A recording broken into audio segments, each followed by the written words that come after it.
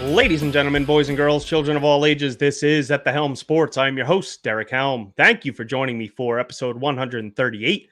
Please be sure to follow and subscribe on Apple Podcasts and Spotify. Leave those 5-star reviews, would be greatly appreciated. If you're watching on YouTube, hit the like button, subscribe to the channel in the comment section. Let me know. You waking up at 3 o'clock in the morning to watch this bad boy, or are you just going to tune in as you wake up and kind of check it out with your morning coffee? I actually might wake up super early on Thursday and check out the coverage because it's pretty cool. You know, you get to wake up and watch golf right away. I like it from a standpoint at work. I get to listen to the radio coverage pretty much all day long. So definitely like some overseas golf, but we're going to dive into the Open Championship, or also known as the British Open. And joining me, we have the crew. Haven't been together very much lately, but James Fitzpatrick. We're back, baby. How we doing? What's good? What's good? Doing good, man. Yeah, it seems like forever since I've been on, but happy to be back. And Dave Utnick. Good to be back, gentlemen. How are you now? Living the dream. You know, it's been a little while since we've gotten together and chopped it up. Figure for the last major of the year, we should do a show together and, you know, get prepped because we're going to start doing football shows sooner than later. So right around the corner, last major of the year. What do you think? You setting alarms for this one, or are you just going to watch it as you wake up? Yeah, no alarms, but I'll probably wake up a little earlier than I usually do to watch a little bit before I get into start my day. You know, I think it's nice that golf's on right when you wake up. Yeah, trying to catch this early and, work from home, try to watch it in the background. But, it's a little bit early of a wake-up call there in the middle of the week for me here. This is true. Yeah, I remember when I first had my daughter, then she's waking up all hours of the night. I remember just laying on my couch and watching on my phone, like trying to get her to go back to sleep and watching it all morning. And then I would basically sleep as long as I could. It was fun. But anyways, I mean, quickly we could recap the Genesis Scottish Open, but it's the Genesis Scottish Open, so who really cares?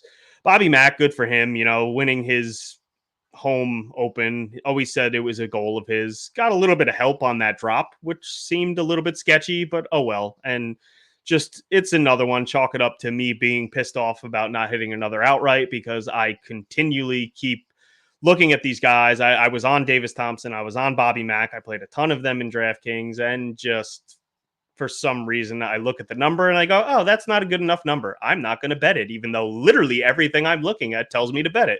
So we've done that with those two. Did it with Bryson at the Open, and I also did it with Rory with his win. So that's 4 outrights that I should probably have there, but we don't have them. But we're going to move on this week, and I think we can maybe get one this week. You know, obviously the Open, it has some variance, but this course is interesting. It's considered one of the more Americanized of the link style and open courses.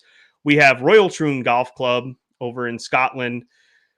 It'll be the 9th Open that they've held here. And as I said, it's considered Americanized. 6 of the last 9 winners have actually been Americans. So definitely got to keep that in mind. And for that reason, I think there's some guys that definitely come into play this year. Last was played in 2016. Henrik Stenson won at 20 under. Phil Mickelson was 17 under. Now, it was kind of interesting. They both went off in it was like a mini wave that just, there was terrible weather that week, and they didn't really get the worst of it. Now, they also just played head and shoulders above the field. They were the top 2, and then third place was JB Holmes all the way down at 6 under. So, I mean, Phil got him by 11 strokes. So they both played incredibly well. I think it was 10 of the top 12 on the leaderboard were in that small little wave, so it didn't have to deal with as much weather. But as I said, they just played head and shoulders above the rest of the field. So since 2016, the course has been lengthened a little bit. We're now at 7,385 yards. It is a par 71 with bent grass greens. Pretty interesting to see bent grass over across the seas. 98 pot bunkers. They are deep penal bunkers. Definitely do not want to be in there. Probably worse off being in the fairway bunker. I would say it's almost a stroke penalty, maybe a half a stroke at best if you're in those fairway bunkers. And then obviously with any link style course, weather is a huge factor and one of the defenders of the course. as of right now, the weather doesn't look crazy. Looks like it's going to be in the 60s most days, a little bit of rain in the morning each day, and maybe 10 to 20 mile an hour winds. So definitely some weather, but nothing absolutely horrific. But it is Scotland, and it could change at the drop of the dime. I have kind of held off on making too many outrights until we get a little more concrete view of what the weather's going to be. But as far as the course goes, we got 3 par 5s, 599 yards, 623 and 572. So not ridiculously long. The 623, maybe most guys can't reach it in 2. There's four par 3s on the course. 3 of them are over 200 yards. And then we have one that's only 123 yards. And they can actually set it up with the hole placement and the tee box to play under 100 yards, which I do believe in one round they are planning on actually doing that. And then we have 11 par 4s on the course. 3 from 350 to 400, 3 from 400 to 450, 4 from 450 to 500, and then there's one slightly over 500 yards. As I said, there's a lot of trouble here. You have those pop bunkers in the fairway.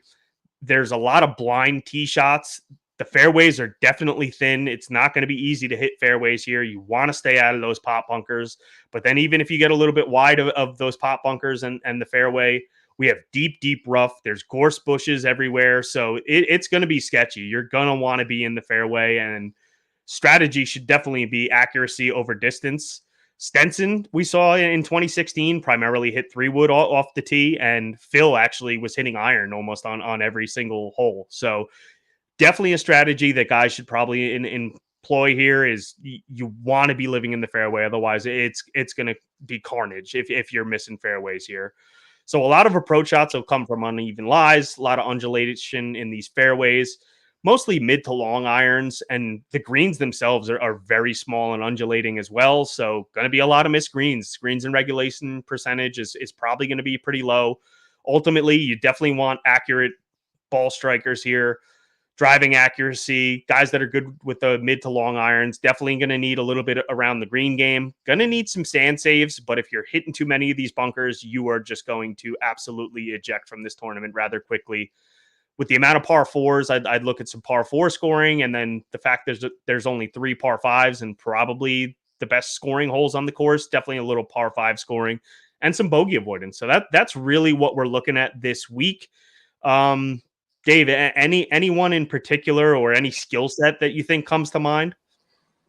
I mean, you're going to be looking at the same thing. Ball strikers with guys that have had experience, specifically in majors. I mean, I think when you take a look at just major success in general, that's going to really tell you who's got the guile to kind of withstand a course like this, especially with, the amount of fairway bunkers that you have. I mean, your round can go off the rails pretty quickly here.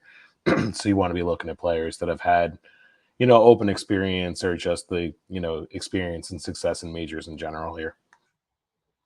Yeah, absolutely. I agree with that. Fitz, anything you're looking for in particular? Yeah, I mean, just because it's a different course, I think just just the British Open, the Open in general, you're kind of looking for the same guys that can, good ball strikers, guys that are good around the green, guys that are creative in their game, can kind of work their way around the course in and out of trouble. I definitely want, good putters. You're going to be putting, the greens would be tricky. You're going to be putting from all over the place. So, yeah, just grinders, guys, ball strikers, guys good around the green, good putters, and, just good open players, I guess, history-wise in general. Yeah. Dive into the field, obviously, top of the field, Scotty Scheffler, 12,800, pretty expensive. We do have the 5K back this week, so he's definitely affordable. I think at the top here, I'm really going to let ownership dictate what I do, because after Bryson at the U.S. Open and just his popularity, I definitely think he gets pretty popular. The fact that we haven't seen Scotty in a little bit, I think maybe people just not necessarily forget about him, but I think he could go a little bit more overlooked than what we generally see, where he's like 40%. I've heard a lot of people love Rory this week, and I get it at 11.4. I think that's a good price. Xander just missed the cut at the Scottish Open, so maybe he goes overlooked. Nobody's going to play John Rahm, and then Ludwig, had a great Scottish Open basically until he didn't on Sunday. So it's going to be interesting what happens up here at the top. And You know, I'm probably fine fading a good amount of these guys, but Jesus Christ, Fitz. All right. Dude, what are you doing? Dude, I'm on my phone and someone was just calling me, so it completely put you on pause and muted everything. So Oh, trying you to are figure out how the to get fucking worst. I missed you, buddy. It's been a while man, since we've come on and had this fucking chaos. So, par for the well course, done. man. Technical difficulties with Fitz. I see you're still in mid-season form. But Dave, what are you looking at up top here this week? I'm kind of with you. I mean, I think the Scotty ownership is going to dictate a lot of what we do here. I'm usually not one to go, overweight on Scotty. I did at the U.S. Open. It was his worst tournament of the year. So, I would probably like to be under as I usually am here, but we'll see. If a lot of people start fading on, I can probably talk myself into playing more Scotty. The only thing to kind of hang your hat on here, he doesn't have a top 20 in each of the last 2 years at the U.S. British Open. So, maybe there's something there. A lot of the guys up top, Rory, I can talk myself into. Bryson's just playing fantastic golf lately. But everything is really going to dictate with what you do with Scotty and take it from there. Yeah, and with Scotty, I mean, you said it. He didn't play well at the U.S. Open, so that's going to be in the back of people's minds. Bryson obviously won that tournament. Rory has been in great form and almost won the U.S. Open. He was contending last week at the Scottish, so I do think the two of them garner a lot of ownership, and it's possible that they're even higher owned than Scotty. And if that's the case, probably going to make a case for playing Scotty over those two. Bryson, I think, I said at the U.S. Open, I think he should club down off the tee and then go for accuracy. And, even if he's hitting a 6-iron, he's probably out driving some of the guys using drivers. So I do think that he should employ the fill strategy and go iron off of a lot of these tees. And, he's been striking the ball very well. So I think if that's a strategy he employs, then he's absolutely in play. I worry, though, if he does go driver like he did it at the Open. The U.S. Open, he was missing fairways left and right at Pinehurst, and it really didn't bite him in the ass too much. I mean, it almost did, but here I don't think you're getting away with missing fairways like he did there. So I really don't know if I can make a case for him. I'd like to see, if somebody maybe asks him if he's planning on possibly teeing down, because that'd be some good information to have. But Fitz, what are you thinking about at the top here? Yeah, I mean, you nailed it with Bryson. I mean, if we knew that he was going to be clubbing down, obviously I'd like him a lot more, because it does scare me if he just gets driver happy and ends up in the long stuff. He can, he got out of it Pinehurst, but it could be a different story here. Yeah, if everyone wants to, go more towards Bryson and Rory, and they're scared off Scheffler because of the U.S. Open, that's music to my ears, because I just love Scotty. There's just no, weakness in his game. The U.S. Open. Just here, I just don't see, just more as long as ball strike and hits his fairways, you can get around, out of the sand traps, you can get around the green, as long as he putts decent. I'm gonna be overweight on Scotty. I love Scotty here. Rory, listen, if Rory, makes a triumphant comeback and wins this major for the first time in a while, then he's gonna beat me, because I don't know. I'd rather go down to Xander, go up to Scheffler, go down to Xander, than play Rory. And I'll have a little bit of Bryson just because he's playing so well. And like I said, if he does club down, he can definitely score here. But up top, it's pretty Scheffler and Xander for me. Yeah, I like Rory. I do think that this fits him. I think if he's gonna win a major, this is probably his best chance at the Open Championship. Obviously he came pretty close at the U.S. Open, but I want to see his ownership, because if he's getting out of control, I'm fine going to these other guys if they're going to be a fraction of the ownership. And with Xander not playing well, he almost missed the cut last week. I could see him going overlooked. I think this is a venue that suits him. Rahm has been playing okay on Live, and I do think that this is a setup that potentially could suit him, but we just haven't really seen any ceiling from him recently. Ludwig, I mean, the guy is as steady as they come, hits the ball dead straight and far. So that's obviously going to play here. So I love him 10,100. And then Colin Morikawa, I'm kind of pissed at myself. I said this is an Americanized link style course. If you think about a modern version of Henrik Stenson, I think he kind of fits Colin Morikawa. And the guy has been playing about as good of golf as you possibly can without coming away with a win. And could have got him at 22-1 on Friday. And I just kept waiting because I just didn't want to pull the trigger on too many guys without knowing the weather. And now he's obviously down to 16-1. So now I'm considering the 16-1 and wish I took the 22. But I think I honestly would probably be okay skipping over the top and starting with these two guys. I really, really like how both of them look for this course. But David, what are you thinking as we get down to this next section here? Actually, going right back up, where do you think Rahm's ownership comes in at? Because I can tell 7% at most. Yeah, I've been looking at his number around 24, 25. He might be a better bet than a DraftKings play, but for him to make his, triumphant return basically to golf where everyone has basically written him off, and he withdrew at the U.S. Open. Is that right? Before it, yeah. Yes. Or before the U.S. Open. I mean, I can see a world where Rahm wins this one. Yeah, I could definitely see it.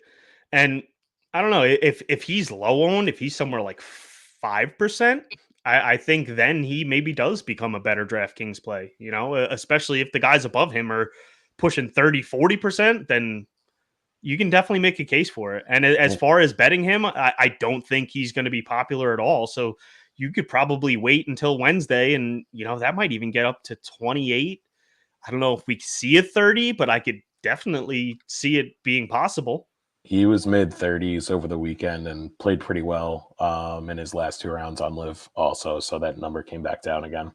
So he's under 10, under 7%, he's probably a pretty good play. But we just haven't seen it in a while. But the talent's there.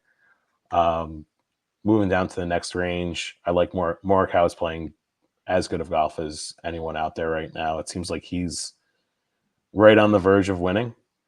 Hovland, Fleetwood, also just playing really good golf, and it's Brooks at a major. I've already bet Brooks. That number could also fly a little bit higher than where it is currently, and like you were saying, I can see myself if I'm not playing Scotty jumping down to this 9K range because you got a ton of talent here with a significant price break. Yeah, I don't just Hovland just doesn't look right. He has the ceiling, so could be another good DraftKings play and possibly low owned, but there's just too many other guys here that I'd rather go to. Haddon obviously playing very good golf, won recently on Live. 9,500 I think is a great price for him. Another guy could have got him at 30-1. He was 28-1 this morning. I actually thought about betting that because regardless of the weather you think he would be able to play. I think this is a good venue for him, and he's playing some of the best golf that he's played in a while. And I actually went golfing myself this morning, and by the time the round was over, I saw a lot of people bet him because he's all the way down to 22 and 20 in some spots. So probably not going to get there on the bet, but definitely going to be playing quite a bit of him on DraftKings. Tommy Fleetwood at an Open Championship, definitely going to be popular at only 9,300, but probably got to be played. Cantlay can go fuck himself. I never want anything to do with that guy. Been playing a little bit better golf here recently, but nah, I want nothing to do with it. And then it's funny you say Koepka. Literally just saw before a 50, and it's taking everything in me to not bet it because Koepka at a major at 50 is, that's crazy. But we haven't really seen the ceiling. He won at Singapore earlier this year, but since then has not been good. The putter has not been good. And then I think one of the things with this course too, he said in the past he's not a fan of blind tee shots. He likes to see where the landing area is, and you're not going to get that here. There's a lot of blind tee shots, so I could see it frustrating him a little bit. I don't know. He's probably going to be an ownership play for me, and it's Koepka at a major, so he might be high. So I might end up betting that 50 and then potentially just letting him go on DraftKings. But Fitz, what are you thinking here? Where'd you see Brooks at 50? Bet Rivers. What'd you get him at, Utnick? I got him at 45, but that's still open to cash out. I might take that one at Rivers because I think there's a boost to it too. Nice. Yeah, he's down to 30 on Draftkings, but yeah, no, I like that. So yeah, for this range, Aberg, obviously, he's playing great. Got a little flustered yesterday at the Scottish Open with playing with McIntyre, but I like him. Morikawa was just playing. You guys, pretty said it. Playing awesome. I think he's due. He's won an Open before. Really like Terrell Hatton. For this style of golf, another one that's playing really well. And yeah, Major Brooks. I don't really care the ownership. I'm gonna be playing a bunch of Brooks, and 50-1. I might have to go hit that up too. So I'm not worried about the blind tee shot stuff. Brooks. He can keep it in the fairway. Get on the green as long as he, can putt well. With the Major Brooks, I'm all in on that. And he's got a lot of experience playing golf in Europe also because, he played over there before, becoming a star over here. So, link style golf courses, he's got plenty of experience on. Yeah, absolutely. So if we jump into the 8K range, Cam Smith just, obviously won an Open Championship a couple years ago, but with how wild he gets off the tee, I just don't see it playing here. I like Finau quite a bit, 8,700. I basically have been going back and forth betting him at 50-1. I do think that he's another guy that he's been knocking on the door. He's playing very good golf. He putts fairly well on bent grass greens.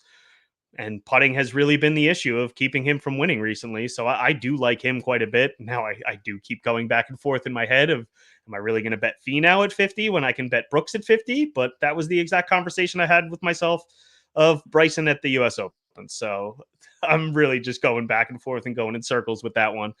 Hideki didn't look too good last week. I mean, I do think that this is a course that could play well for him. Obviously, has the around the green game. He's 8th in bogey avoidance over the last 24 rounds. So he's probably someone I'm going to let the ownership kind of dictate. Tom Kim came second at the Open last year, 8,300. I don't think that this is necessarily a comp course, but it's definitely a course where you want to be in the fairway. And he's definitely an accurate hitter. It's not too long of a course where I think it'll overpower him. So I like Tom Kim. I like where his game's been at 8,300. Shane Lowry overseas, 8,200. Sign me up. Fitzpatrick, I think you can make a case for. And Wyndham Clark is just, who knows what you're going to get in any given round. He could be 7 under. He could be 3 over. And he could be 3 over on the front 9 and then shoot 6 under on the back. So it's hard to really see what to do with him. But Fitz, what do you think in the 8K range? I'm loving this range. I'm pretty much like all these guys, so I'm definitely going to lean probably more towards some balanced builds. But you kind of wrote Cam Smith off. Yeah, he's a little wild off the tee, but the dude gets out of it. I mean, he's a magician. He's great around the green. As long as he doesn't get too much. That ain't happening here. Yeah, I mean, he's won an Open before, and he's when he's gotten out of trouble, in an Open before. So I'm going to play Cam Smith. Yeah, Finau's playing well. Hideki, I can see doing well here. Tom Kim was second last year. Like I said, he was injured, so kind of plays to his style of golf. Shane Lowry, previous Open winner, grinder, definitely a guy that's played well this year. Also, Fitzpatrick, like him. You mentioned Wyndham Clark. Yeah, kind of hit or miss, but if he does hit, he can definitely play here. And at 8,000, I don't think that's a bad price. And leading right down into I'll throw Spieth in the mix here, even though he's 7'9". Another one, just his style of golf. He's just great around the green. He's been playing, hasn't been playing great, but he can. I can see him show up here and getting out of trouble and score. If it is higher scoring for an Open, he can score in bunches. I'll play some Spieth, but yeah, I kind of like I like this range a lot. Yeah, and the thing with Cam Smith, though, was, he won an Open Championship, but that was at St. Andrews. You can land a fucking plane on those fairways. So it's going to be much different here. I'm just, guys that spray it too much off the tee, I'm very worried about here. But Dave, what are you thinking in the 8K range? I mean, you guys covered it. Cam Smith's just a little too wild for me. Finau's been playing well recently, but doesn't have the greatest recent track record at the British Open. Hideki was, I think, the only player who I bet last week. I like where his game is at, last week aside. Always like him in the majors also, but He's another one who tends to struggle over here. Wyndham Clark is probably my favorite play from this range. Playing a little bit better since the U.S. Open. Usually does have a good track record in elevated events. Think this course fits him pretty well just in general, but not going to be too heavy in this range. I also like Shane Lowry. I mean, former champ. Been playing pretty good golf overall all year, actually. Yeah, yeah, it is a pretty good range, and I do think if Wyndham Clark's a little low owned, I'll probably have quite a bit of him. But I do like these next couple guys quite a bit. I don't think I want to play all four in a row, but if we head to the top of the sevens, actually we could just get into all the sevens. Jordan Spieth, I mean, Fitz, you said it. I like him quite a bit. There's something about him going overseas. I don't know if it just takes a little bit of the stress off. He plays well over here. He was 23rd last year, then 8th, 2nd, 20th, 9th. He plays well at Open Championships.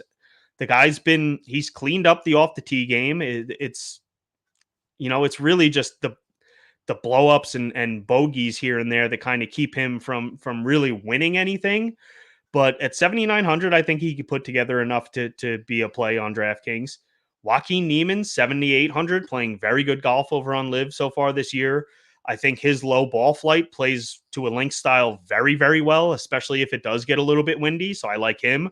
Bobby Mack coming off the win. I worry a little bit about just,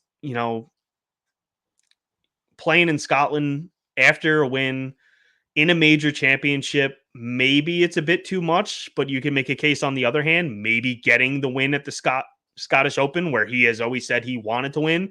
Maybe that just lets him come out here and free roll. And he's been playing really good golf, 2 wins in his past couple tournaments. So probably going to play some Bobby Mack. And then you got Brian Harman right below him. I mean, the guy lives in the fairway, obviously won the Open Championship last year, and he's been playing better golf here recently as well. The next couple guys down, probably staying away from Cam Young, staying away from Minwoo Lee. Justin Thomas showed some flashes last week, but I'm out on him. I bet Max Homa last week instead of Bobby Mack, so that worked out really well for me. But I really don't like a lot of these other guys till we get to the lower sevens. But Dave, what are you thinking in the upper sevens here? You're going to find some guys that you got to hold your nose and play. Spieth just not there for me. Just don't think his game is right. Not convinced he's very healthy. Niemann's been playing great. McIntyre's been playing great. I'm going to have to watch ownership on both of those guys because I could see them getting very popular. I don't want to play Brian Harman, but it seems like it's a easy, safe click. And I mean, geez, look how far Max Homa has fallen, down to 7,300. He's not playing well. The price is probably deserved, but from a talent standpoint, I mean, he's way better than the guys around him at 7,300. And like you said, as you get down to the guys a little bit below this, your Sahith, Aaron Rai, Will Zalatoris to a little bit of an extent, Alex Noren. It's a lot more appealing as you get down into this low 7K range. Yeah, Fitz, what are you thinking here? Yeah, no, you kind of second everything you said. Niemann, I think he fits well here. McIntyre playing well, watch ownership. Obviously, Harman defended Open champ, but I'm going to play 2 guys you both kind of skipped over, wrote off. Cam Young, Utnick said, you might have to hold your nose a little bit. He can be great, but he's shown up in majors. He's a guy that, it's difficult.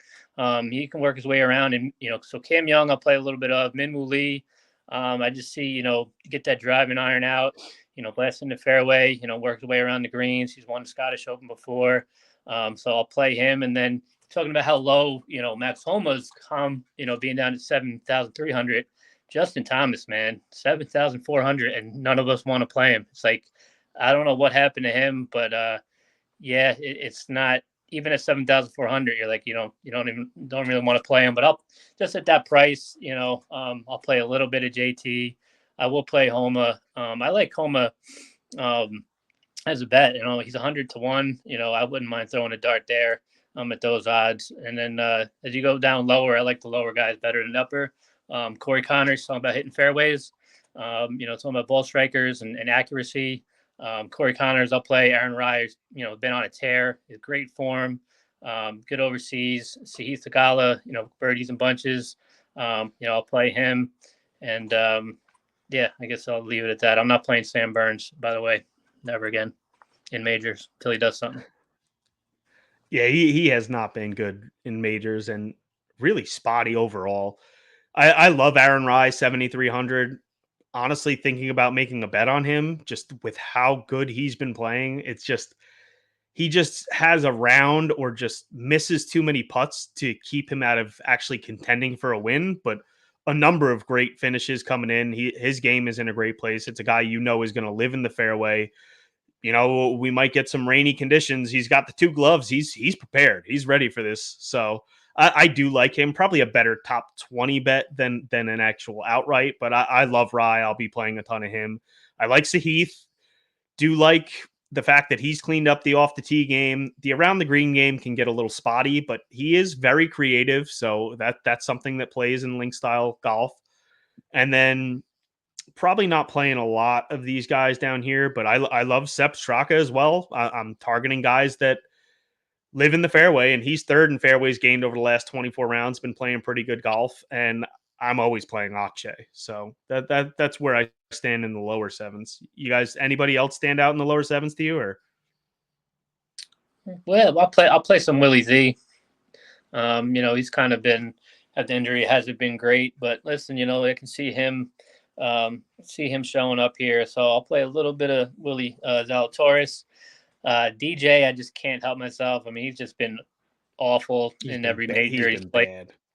He has, but I'm a sucker at 7,100. I'll bite the bullet. I'll play a little bit of DJ because he's still DJ and can show up even though he hasn't. And yeah, that's probably it for the sevens.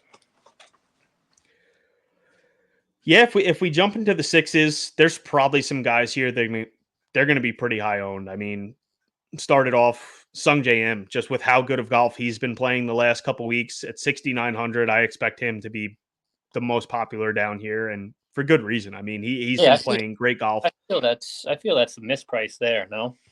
Yeah, it's absolutely. And the pricing came out prior to last week, so he was coming off a good week and then had the finish that he did even last week. So it just looks ridiculous that he's under 7,000 with the way he's been playing. But he's got the around the green game. He's good with the bogey avoidance. So definitely got to make a case for him. Just got to see what that ownership's going to be. Ryan Fox hasn't been great lately, but tends to play well on link style courses. Don't know if I'm going to be able to get there on him. I like Siwoo Kim, 6,800. Hasn't really had the ceiling. Used to be the boom bust guy. Kind of just lives in that mid 20 to 25 range every week. So I think that's fine at 6,800. The only outright I've made so far is Louis Oosthuizen, 6,800 for him. The outright was at 100 to 1 with a top 5 each way. I've seen him bet all the way down to 50 to 1. So apparently I'm not alone on that one, but I do think that this obviously plays to him. Had 2 wins earlier this year and just came off, what was it, a 10th place finish or 5th place finish? I got to look that up. But Dave, what are you thinking in the 6K range? I mean, like you guys said, Sanjay is a misprice. I've already bet him at 80 to 1. I just think he's playing really good golf, U.S. Open aside, where he could collect his first major. Russell Henley, I'm not a Russell Henley guy, but we're talking about hitting fairways and accuracy. That's right up his alley there. Yep. Nikolai Højgaard played pretty well in Scotland last week. He's shown up at a couple of majors here. Benny Ann I never like to play him at majors. I think just the stage is a little too big for him, so I'm probably out there. Abe Answer, haven't really followed what he's been up to on Live, but he's another guy that's going to just hit your fairways for you. It's probably it other than the guys that you said. I'm in on Louis, I'm in on Siwoo, in on Fox, and that's probably it from this upper 6K range. I like Adam Scott, but think he's just a little too wild also. Yeah, after last week, he's probably another guy that at 6,700, people are going to flock to him as the old guy to show up this week, and I don't know. I don't think I want to get there with him. There's so many names in this 6K range Yeah, that this is a huge range. they all have brand appeal, but either they're not playing very well or they're not a great course fit. So, all these guys look like a ton of value until you kind of dig into them a little bit more. Yeah. I like what you said about Henley. Again, I'm targeting guys that live in the fairway, and he absolutely does. So I'll be playing him. And I did look it up. Louis came 4th last week and then 13th previously in Nashville. So I kind of combined the two of those together. But he's playing great golf, and this should be a good venue for him. So definitely like him here. I like Nikolai Højgaard. I do think that he could play well here. I'm going to stay away from his brother Rasmus. He is horrific putting on bent grass greens, and just for that reason, I'm going to stay away from him.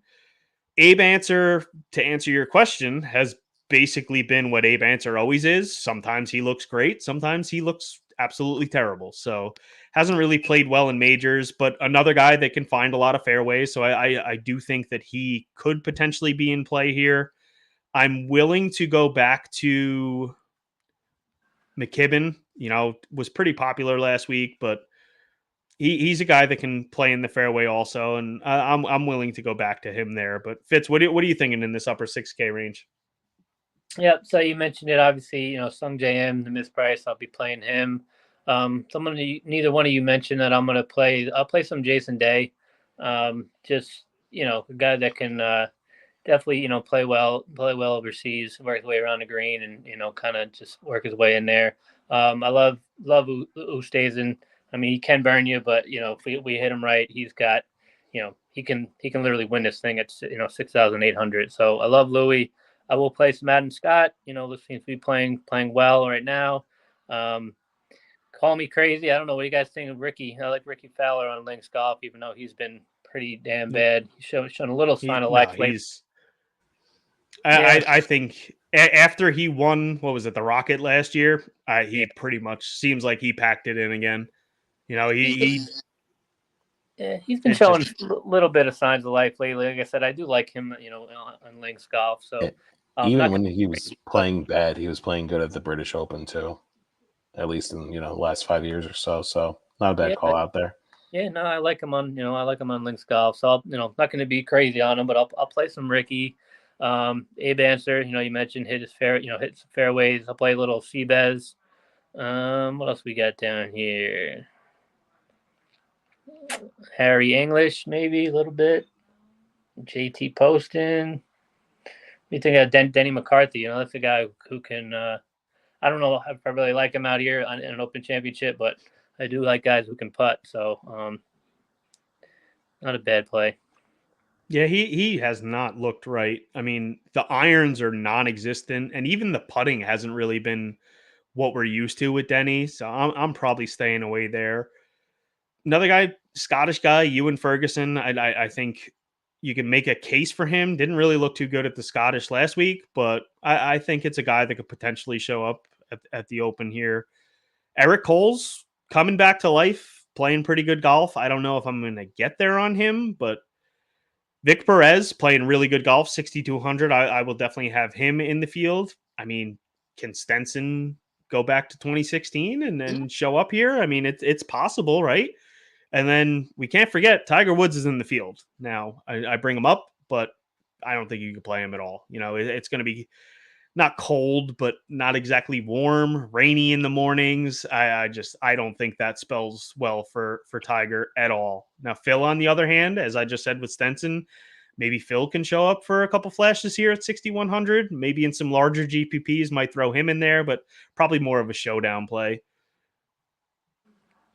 Anything else stick out to you guys here in the 6K range? Maybe a little Thunder Bear, Olsen. Like you said, I'm not playing Tiger. Not happening. Matt Wallace. I'm with you on Phil. Play a little bit of Phil. I can see him showing up. Patty Harrington, a little dart down here. Nick Taylor, guy hits his fairways down at this price. Mackenzie Hughes, the guy who's, kind of like George Spieth light. If he can work his way in and out of trouble and score. And I'm scrolling. Dave, I you don't like know. anything in this You lower?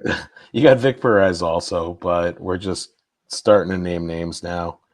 I think Vic Perez is a legitimate play down here. He is playing much better golf than a lot of these guys. 10th place last week at the Scottish, previously 44th and missed cut, but that was the Travelers US Open. He was 12th at Memorial, 3rd at the Canadian Open. So the guy's actually had some ceiling performances here, and at 6,200, I think you could definitely make a case for him. I could see him catching ownership. And I Yeah. played Romain Langescu last year. Yeah, so I might go back to the well because I remember seeing that as a flag that I played I last think year. he Someone came I've like never heard of. 30th place or 33rd or something like that, I think. Yeah, And 33rd last year. Yeah, and then last week he finished 3rd, 10. and it was literally the only guy in the 5K range that I played. Wrote him up in the newsletter. Actually thought about making an outright on him. I think he was like 250 to 1, and then top 6 each way. I was like, oh, yeah, this could work out. And then I was like, what the fuck am I doing betting Romain Langescu? And of course, the each way would have fucking paid out 50 to 1. So yeah, that's the way my year's been going. Yeah, I mean, you got Zach Johnson down here at 5'5". If you're doing, you need to go down this low. Molinari is the name. Hasn't been playing great. Got the Sergeant. I don't know how well he plays. Obviously got no open experience, but he's a good talent. And yeah, that's probably all I got down here. There's a couple guys in the 5K range that I think you can maybe make a case for. Matthew Jordan has been playing all right. I think he's in play. I mean, recently 26 last week, so not bad. He missed 2 cuts, but then previously 12th, 13th, 5th. So, a guy that plays overseas and has some okay finishes here recently. So I think you can make a case for him. And otherwise in the 5K range, you said Nick Taylor, he can show up every once in a while.